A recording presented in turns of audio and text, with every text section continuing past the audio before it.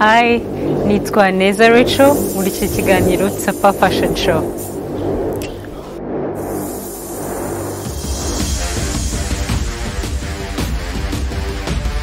Ibintu bitanu by'ingenzi umuntu atakwirengagiza ibyo twita allergy ku ruhu bitewe imyambaro byo yateye imbere kuko hari abantu benshi bambara ibintu ukabona ni market nziza.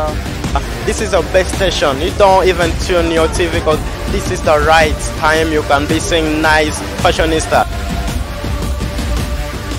Twe nka Top Up Fashion Agency dukurikirana ikiganiro kuri TV wa Touch. twongeye kubasuza abakunzi b'ikiganiro Tsapa Fashion Show tunabaye ikaze mu kiganiro cy'uyu munsi tubabwira ko iki ari ikiganiro mukurikiramo amakuru bijyanye n'imyambare ndetse n'ubuzima busanzwe. Ngiye kukibagezaho ndi Iradukunda Amia Benita.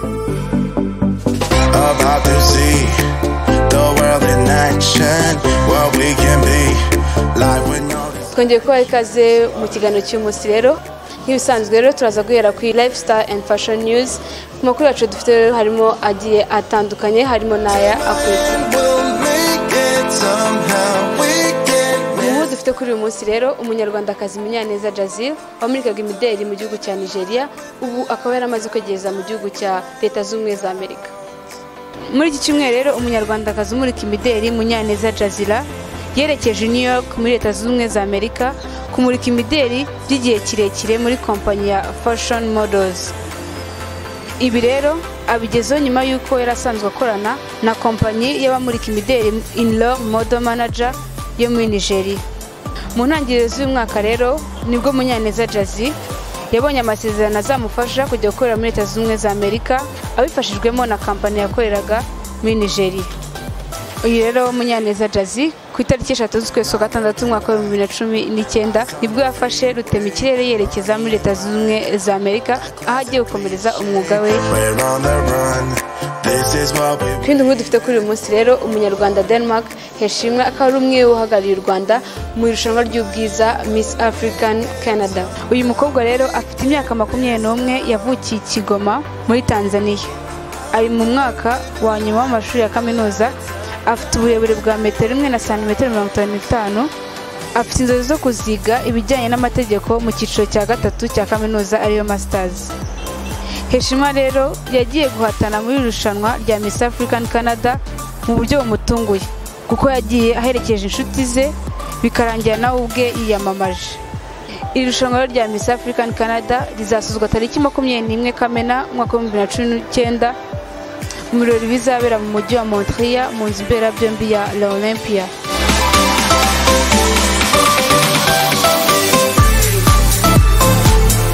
Nk'uko bisanzwe rero mu kiganiro cyacu cy'urubuga rw'amanyamideli twegera bamwe mu bakora ibijyanye n'imyiyereko. Kuri uyu munsi rero twaba twabashije kwegera Top Up Models kugira ngo tubashe kureba bimwe mu bikorwa bagenda bakora.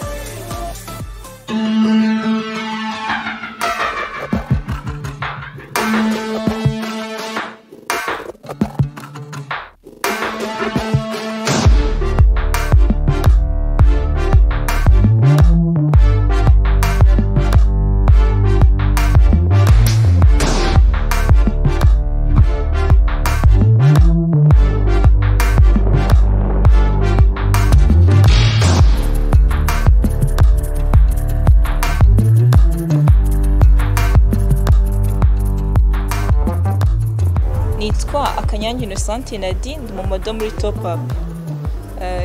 Kwa kabiri no kwa kane tukaba dukora practice hano i Nyamirambo. Akaba ariyo mpamvu naje gukora practice umunsi wa kane.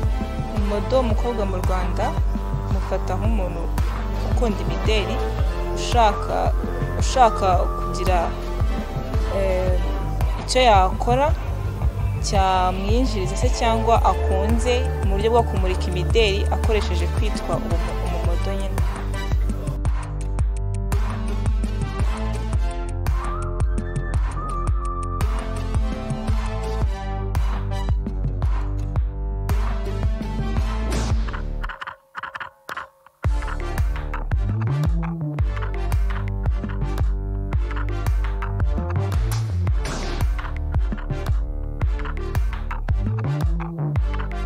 Amazina yanjye nitwa Iradukunda Christian nkaba nkorera muri agence ya Top Up Fashion Agency.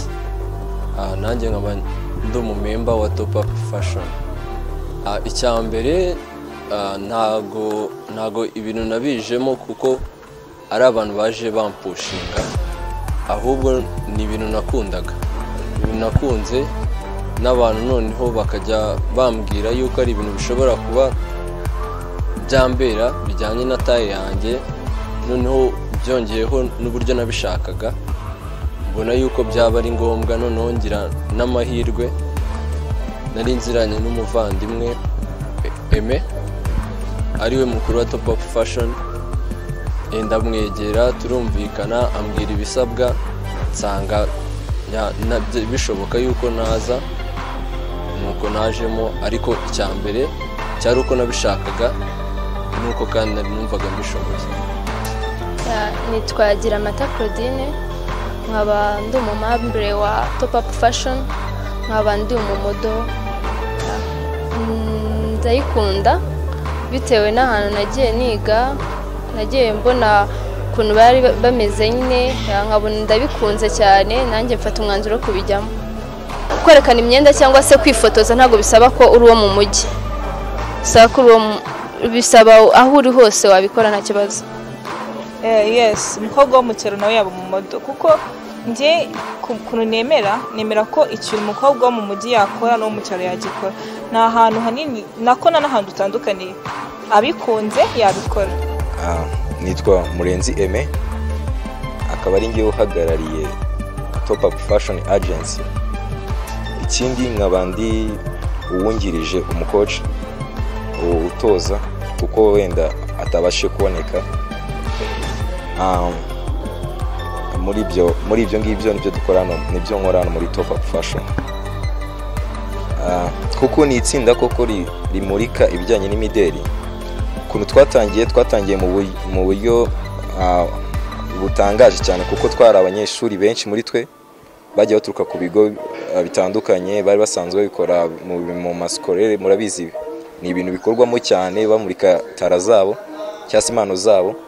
Noneho mu kuva mu ishuri ntango bagiye bavuga ngo turabihagaritse, bahise bavuga ngo reka tuze tugaragaze impano zacu hano hanze, twibumbiye mu itsinda nka Top Up Fashion.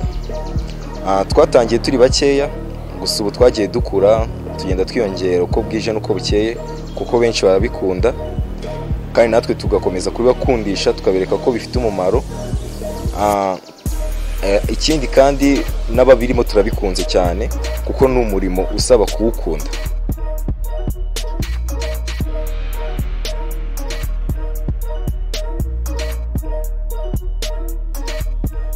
Yego koko modeling cyangwa se fashion ikunda kugaragara hano Kigali cyane kurusha uko yagaragara mu nkengero za Kigali cyangwa se mu byaro hirya no hino.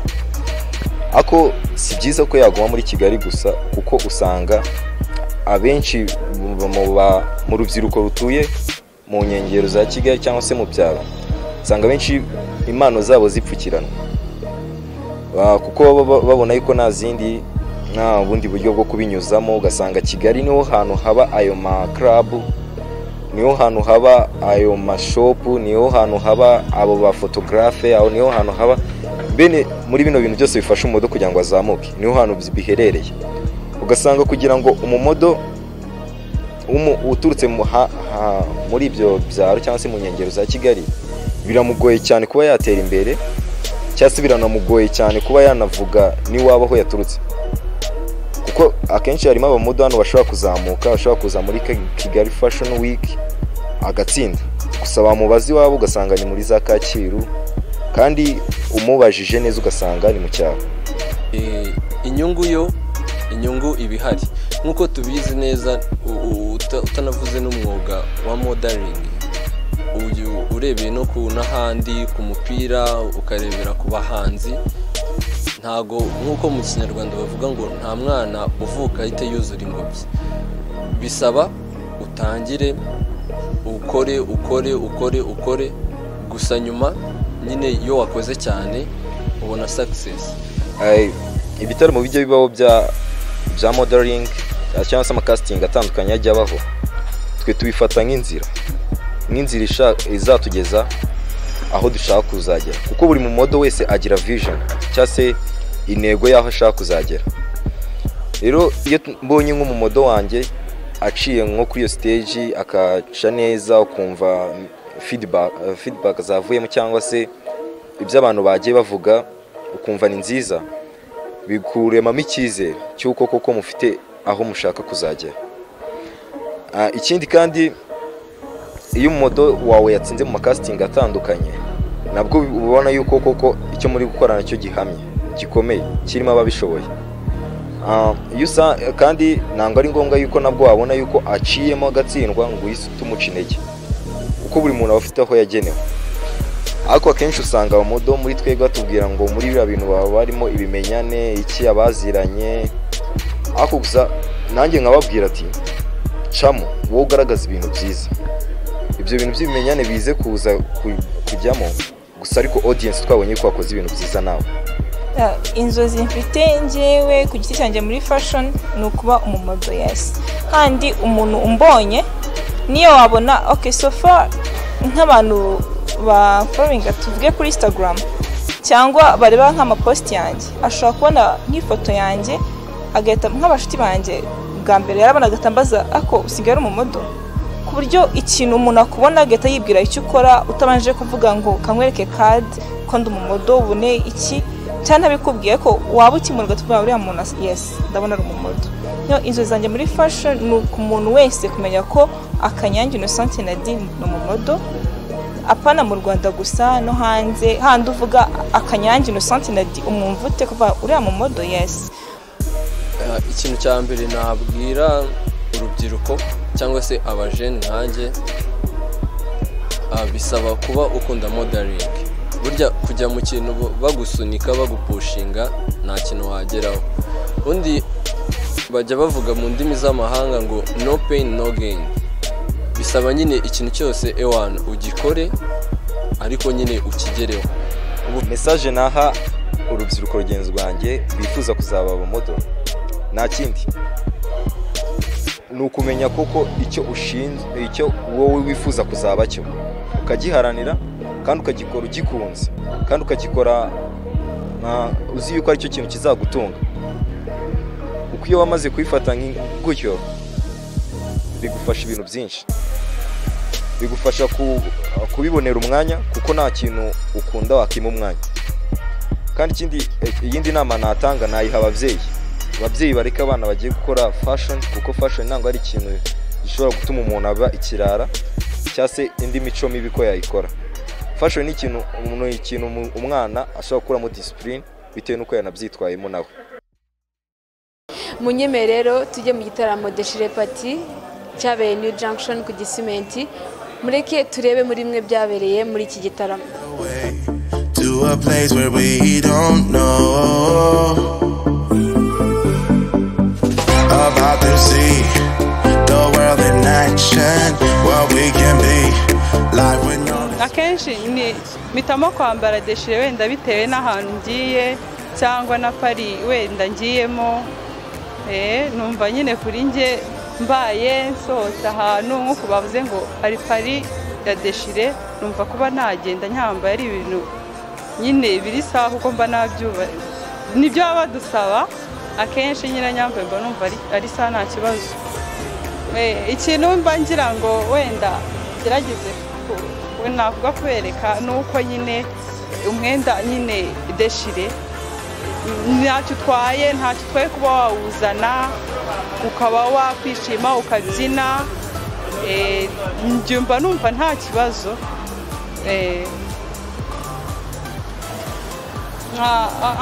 Ntabwo navuga ngo nitaye, ni umuntu uwo ari we wese biterwa n'uko umwenda umukwiriye, ubaye ugukwiriye wambara ukabona uragukwiriye sava wawambara, waba ubyibushye pfa kuba wumva ugukwiriye wowe wambara ukakujyamo, mba numva nta kibazo byaba bitwaye. So ntago kuvuga ko kwambara Deshire ari ukubikirara cyangwa ari ikindi cye gikorwa, ntago kubikirara ari imyambarire.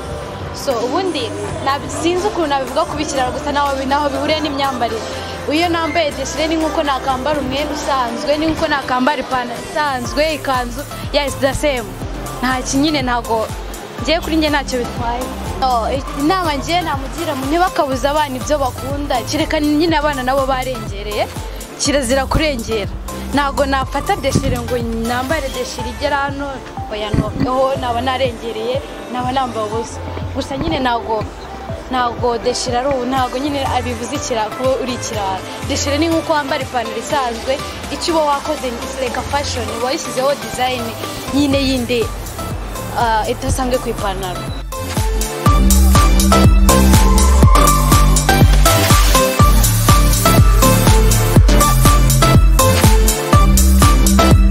Ava design ndi mu graphic design nkaba ndi umwe mu babashije kuba bategura kino gitaramo cya Deshire Party ibereye hano The New Junction itandukaniro mbonamo. Hajemo abantu bari class, ndavuga imbere hajemo abantu nyine rusange uruvange rw'abantu, ariko ubu ngubu hajemo abantu bari classic, abantu mbarwa batandukanye n'abajemo mbere.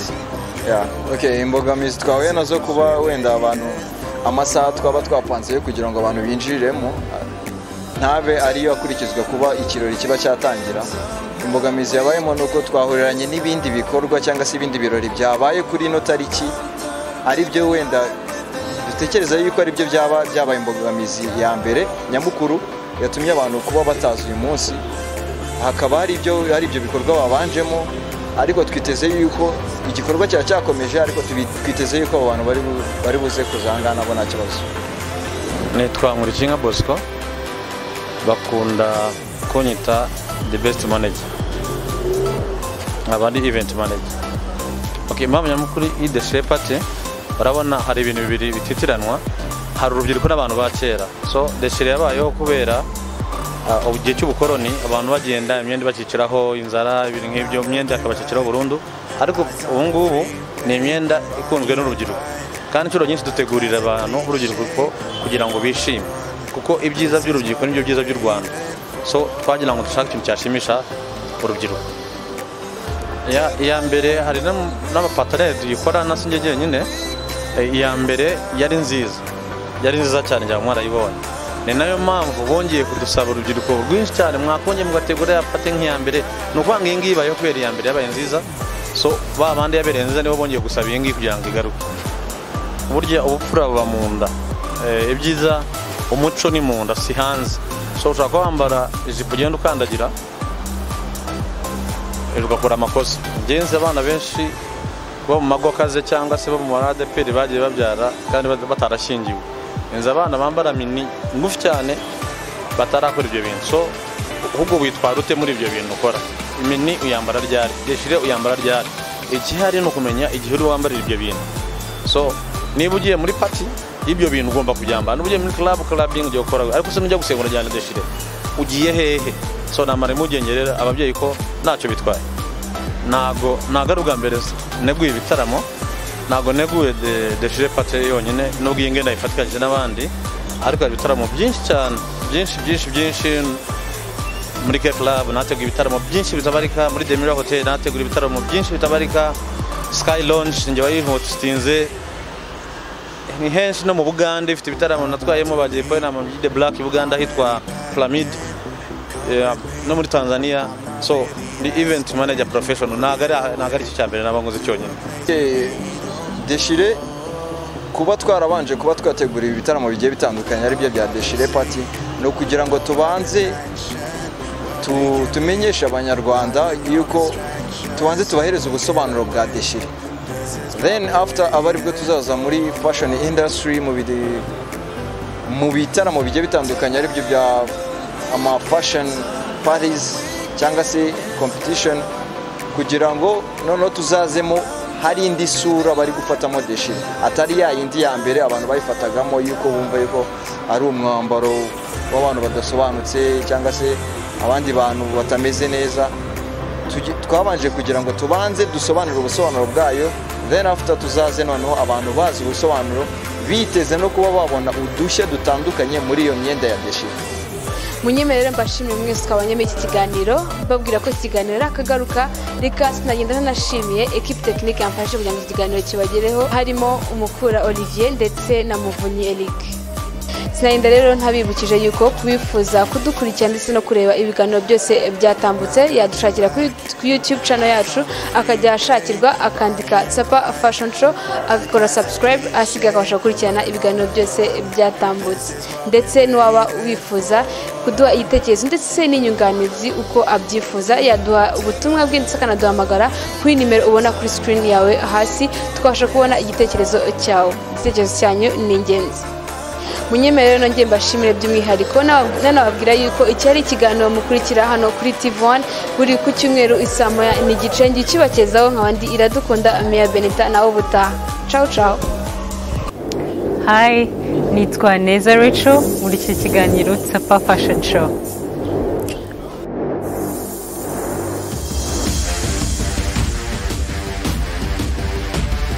Ibintu bitanu by'ingenzi umuntu atakwirengagiza ibyo twita allergy ku ruhu bitewe imyambarire byo yateye imbere kuko hari abantu benshi bambara ibintu ukabona ni market nziza. This is the best station. You don't even tune your TV because this is the right time you can be seeing nice fashionista. Twe nka Top Up Fashion Agency dukurikirana ikiganiro kuri TV1 Stay in touch.